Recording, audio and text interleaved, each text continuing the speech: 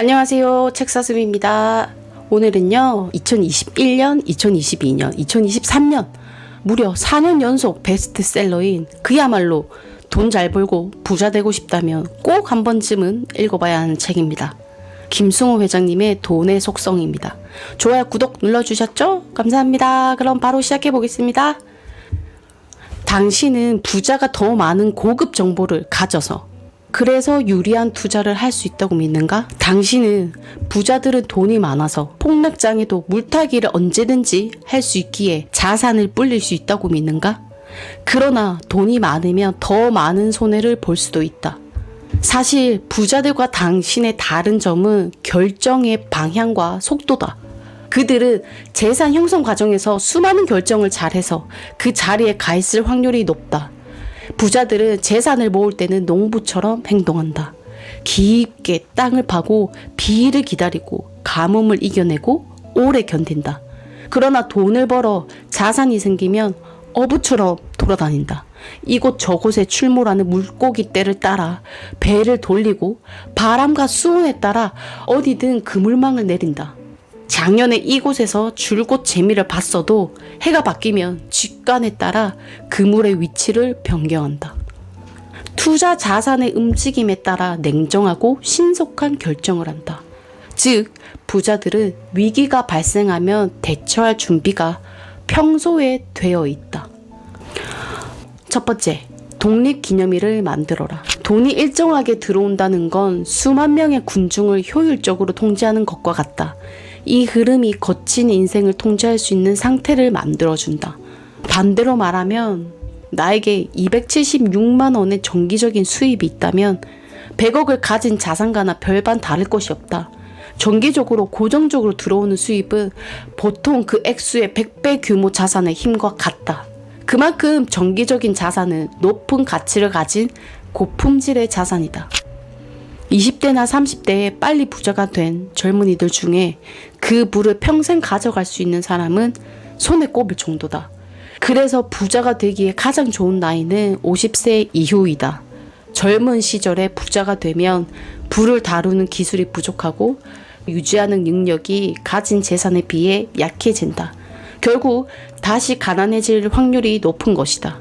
부는 차근차근 집을 짓는 것처럼 쌓아 나가야 한다. 죽어라고 절약해 종잣돈 1,000만 원 혹은 1억 원을 자산을 점점 키워서 그 자본이익이 노동해서 버는 돈보다 많아지는 날이 바로 당신이 부자가 되는 날이고 경제적 독립기념일이다. 결국 더 이상 일하지 않아도 되는 상황을 만들어내는 것이 부자가 되는 첫 걸음인 것이다. 내 몸이 노동에서 자유롭게 벗어나고 수입이 나오고 내 정신과 생각이 자유로워서 남과 비교할 필요가 없다면, 즉 육체와 정신 둘 다에서 자유를 얻었다면 당신은 부자다. 두 번째, 돈을 쓰는 기술을 터득해라. 돈을 쓰는 능력은 고도의 정치 기술과 같다. 검소하되 인색하면 안 된다. 나는 검소한 삶을 살아야 하지만 가족이나 주변에 강요해서는 안 된다. 그들과 당신의 삶의 가치가 다를 뿐이다. 그날 벌어 하루를 사는 이들에게 일을 시키면 그날 바로 지불해줘야 한다. 청소든 술이든 배달이든 시간을 팔아 돈을 버는 사람들의 시간을 빼앗았으면 갚아줘야 한다. 미용실 약속을 하고 늦었거나 잊었거나 일을 못하게 만들었으면 머리 손질을 안 했어도 비용을 지불해줘야 한다. 미용사에겐 그 시간이 다시 돌아오지 않는 자산이기 때문이다. 변호사 친구에게 의견을 들었으면 밥값을 내줄 것이 아니라 상담료를 지불해야 한다. 그 변호사 친구도 밥값 정도는 충분히 낼 수 있기 때문이다. 반대로 쓸데없이 위세나 허영심 때문에 밥값 내고 다니지 마라. 돈 많으면 밥값은 당연히 내야 한다고 믿는 사람들과 어울릴 필요도 없다. 남의 돈을 존중할 줄 아는 사람에겐 밥값 몇 번을 더 내줘도 되지만 당연시 여기는 사람들까지 챙기면 내 돈이 나를 욕한다. 돈을 잘 쓰는 능력을 배우려면 욕도 먹을 줄 알아야 한다. 내 돈에게 욕을 먹는 것보단 낫다. 내 돈이 날 욕하면 떠날 수 있기 때문이다. 마지막으로요. 세 번째, 은행에서 이자율을 흥정하는 사람이 되라. 소고기로 드릴까요? 닭고기로 드릴까요? 기내에서 승무원에게 이런 질문을 받았다고 옵션이 2개만 있는 건 아니다. 둘 다요 라고도 할 수 있다. 은행에서 정기 적금 이자율이 1.9%라고 하면 2.08%는 달라고 요구하라.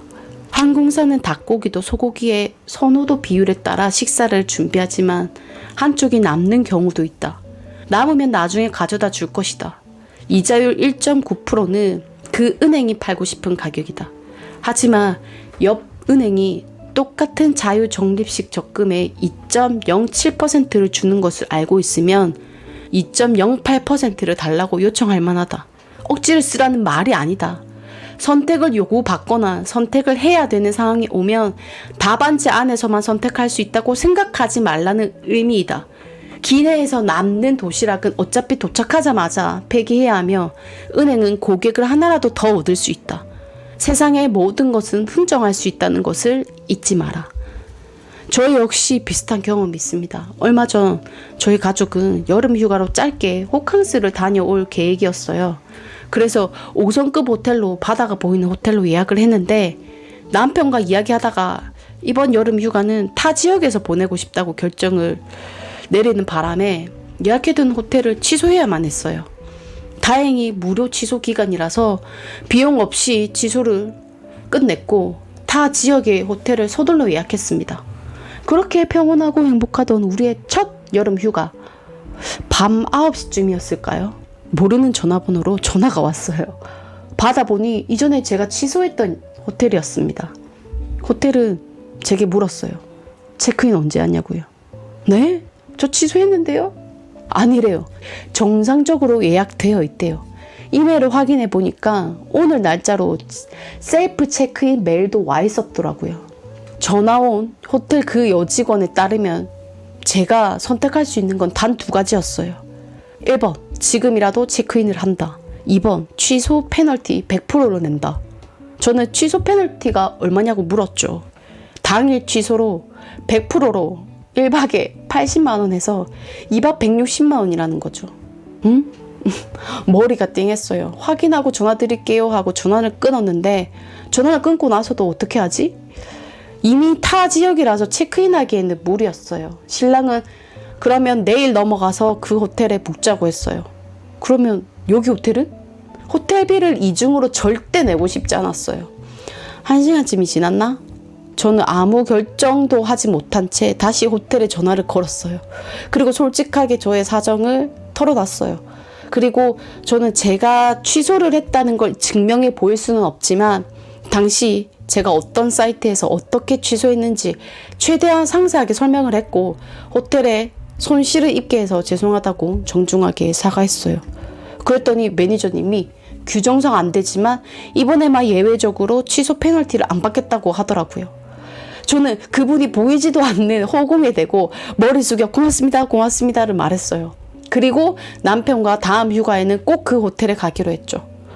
돈도 돈이지만 취소 페널티를 냈다면 우리의 평온하고 행복했던 휴가는 물거품이 될 게 뻔했죠. 저는 바보 같은 실수를 저질렀다며 후회하고 죄책감이 들었을 거고 나중에는 호텔 책임이라면서 호텔 탓도 했을 거예요. 그렇게 우리의 휴가는 엉망진창이 될 게 뻔했죠. 그리고 여름 휴가 때마다 이 일이 생각나면서 스스로를 괴로워했겠죠.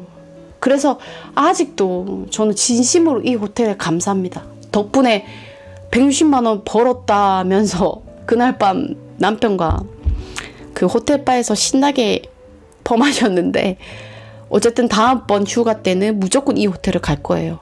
이렇게 또 좋은 추억을 주셨으니까요.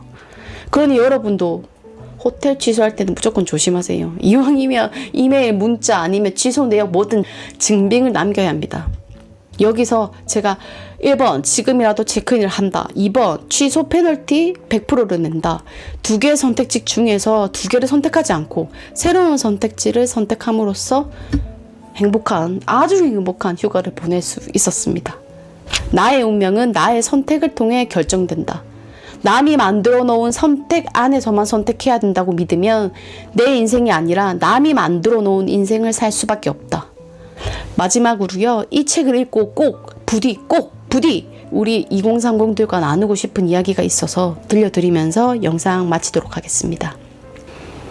대기업은 더 이상 꿈의 직장이 아니다. 꿈을 빼앗는 직장이다. 정말 평생 자신의 시간을 팔아서 돈을 벌며 살고 싶은가? 나이 50 전에 명퇴 요구를 받을 것이고 그 나이에 무엇을 새로 시작하겠다는 말인가? 이것이 정말 당신 인생의 목표인가? 왜 당신은 당신 스스로 자본가나 사업가가 되겠다는 생각을 하지 않는가? 실패가 두려운가? 임원이 될 확률보다 사업으로 성공할 확률이 42배나 높다. 어제의 나와 경쟁하면서 살고 싶지 않은가? 내 삶의 주체가 내가 되고 싶지 않단 말인가? 이미 직장에 다니고 있어도 직업이 의사이거나 변호사여도 상관없다. 기회가 생기면 무조건 창업하라. 의사라면 의사 자격증을 가진 경영자를 꿈꿔라. 변호사 자격증을 가진 경영자를 꿈꿔라. 누구나 사업가가 될 수 있고 자본가가 될 수 있다.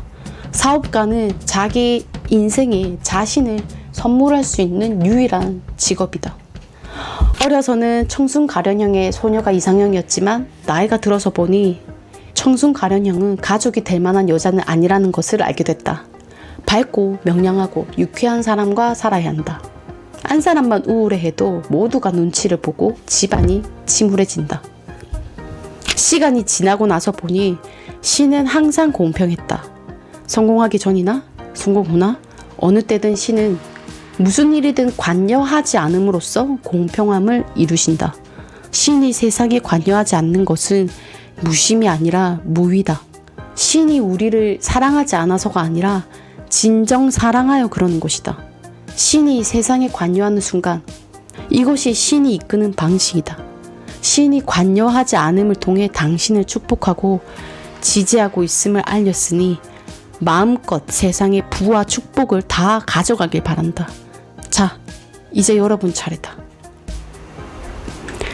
성공으로 가는 위대한 비밀의 규칙은 없다. 성실하고 약속을 잘 지키고 허세를 부리지 않고 친절을 베푸는 것과 같은 작은 비밀이 있을 뿐이다. 고맙습니다. 책사슴이었습니다.